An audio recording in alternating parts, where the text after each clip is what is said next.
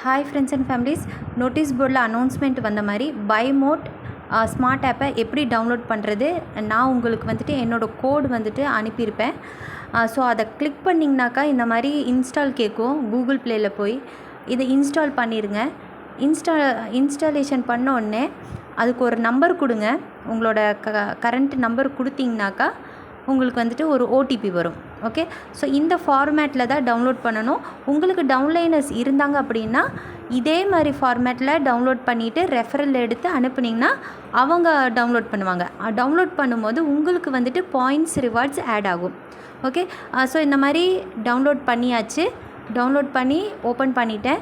Open பண்ணதும் கீழே பாருங்கள், ஹோமு, கேட்டகரி, சார்ட், அக்கௌண்ட் இருக்கும். அக்கௌண்ட்டை கிளிக் பண்ணுங்கள். அக்கௌண்ட்டை கிளிக் பண்ணதும் ஃபோன் நம்பர் கேட்கும். ஃபோன் நம்பர் கொடுங்க.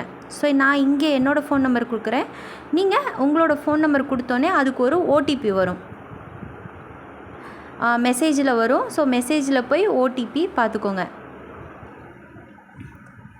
ஓடிபி வந்துருச்சு. நான் இந்த ஓடிபி அங்கே கொடுத்ததும் எனக்கு வந்து லாகின் ஆயிரும்.